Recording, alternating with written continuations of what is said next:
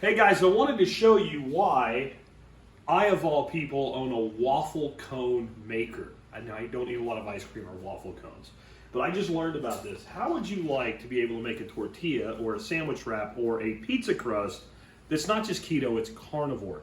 Check this out. It's made with 3 ingredients: butter, egg, and pork rind crumbs. I'm going to show you how to make them in just a minute, but look what you end up with: a perfect tortilla-like wrap. It's flexible, it doesn't break, it doesn't crack, and I'm going to show you how to make one right now. I have one pre-mixed. We're going to go ahead and put it in the iron so you don't have to wait for it to cook while I'm doing nothing else. Then I'm going to make another one for you. This is super simple. I learned about it from a YouTuber and TikToker named Courtney Luna. There'll be a link in the write-up about this. Anyway, this little guy here is our item of the day, Proctor Silex waffle cone maker, and it's basically a waffle maker that makes a much thinner product. When you get this stuff, you're going to find that it gets really thick, so I found that using something more like a spatula than a fork to put it on works better. Aim for the middle. I'm not going to try to make my stuff perfectly round. I don't believe that I'm capable of making anything perfectly round. I can't draw a straight line, but do kind of push it out a little bit and try to even it out. The heck with it. We're going to make it more of a ball and then close it down. Now, I'm still playing with this and learning how to get it just right. If you look at this one right here, you'll see that this side's a little thicker than this side. I think applying a bit of pressure is probably going to help with that. Maybe even taking something and adding a weight to it. We'll play with that later. Anyway, it uses 1/4 cup of pork rinds. You can make your own. I buy this stuff. There's a write-up about this stuff as well on my website. I just think it costs less and it's much more convenient.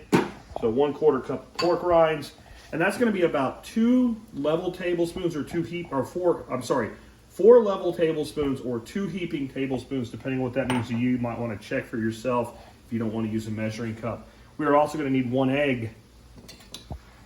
I use duck eggs, but I'm sure you can use chicken eggs. That's what Courtney Luna used. So 1 egg in, and we need a tablespoon of butter. Now, let's say you are someone that doesn't want to use dairy.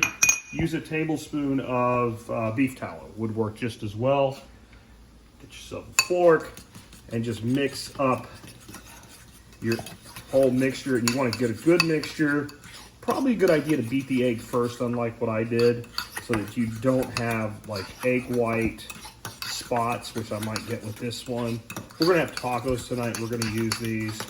And that's it. It's that simple. And that's why I like to use, again, the Porking Good pork panko, because I don't have to sit and get out my food processor or anything. This one looks like I've made it a little bit too close to the edge. I'm cooking off a little bit of the grease there. This one's not quite done yet. We'll let it go a little bit longer. That's why you want to try to center it.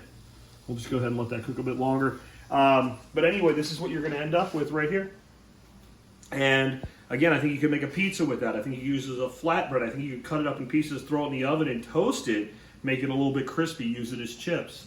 And totally worth picking one of these up. They're like 25 bucks. And could you do this with a regular waffle maker? Sure you could. You'd get a pork chaffle, a puffle, I don't know what you would call it, but they're thick and puffy instead of thin and flexible and wrappable like these. Anyway, check it out. Full write-up. Link to it in the video notes below.